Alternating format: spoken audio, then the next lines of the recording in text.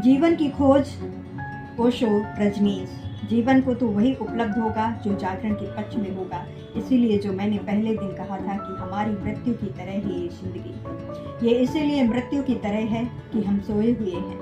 अगर आप जीवन को जानना चाहते हो तो जागना होगा। और जागने के लिए कोई ऐसा नहीं है कि कभी मंदिर चले जाएं, आधा घड़ी को जाग जाएं।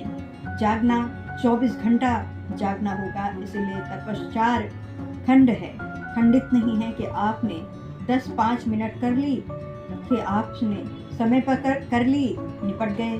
जीवन में कोई क्रांति ऐसे नहीं आती है कि आप 10-15 मिनट एक कोने में बैठ गए मंदिर जा कर के और आप समझें कि काम पूरा हो गया और लौट चले।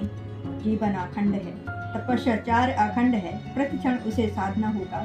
तपस्चार से कोई छुट्टी, कोई हॉलीडे नहीं होता। ऐसा नहीं होता कि घंटे तपस्चार कर ली और फिर छुट्टी हो गई। 24 घंटे में 23 घंटे तपस्चार कर ली और 1 घंटा छुट्टी मना ली। तपस्चार से कोई छुट्टी नहीं है, कोई अवकाश नहीं है। 24 घंटे हैं, जागते हैं, धीरे धीरे सोते हुए हैं, धीरे धीरे सोते हुए, धीरे धीरे 24 घंटे चेतना पर काम करते हैं।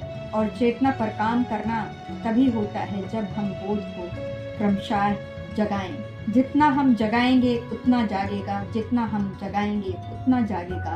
अंत नहीं है इसका, संभावना है बोध में जागने की, लेकिन हम जागना नहीं चाहते। और जहां हम जाग सकें उन सारी स्थितियों से, हम बचते हैं। हम हमेशा पुराने में ही बंधे रहना चाहते हैं, क्योंकि नए में बोध को जागना होगा। हम हमेशा पुराने लोगों से ही घिरे रहना चाहते हैं, क्योंकि नए में बोध को जगाना होगा। हम हमेशा पुरानी स्थितियों को ही पकड़े रहते हैं। कोई नई स्थिति आएगी तो बोध हो जाएगा। हम हमेशा पुरानी आदतों में जकड़े रहते हैं, क्योंकि आदतें छोड़ेंगे तो बोध हो जाना, बोध जागना शुरू हो जाएगा, बोध जाग जाएगा। जिस आदमी को बोध को जगाना हो उसे अपने चित्त को बहुत आदतों में बंधन की आवश्यकता नहीं है, क्योंकि आदतें मुर्दा हो जाती हैं और आदमी उन्हें सोए हुए करने लगता है।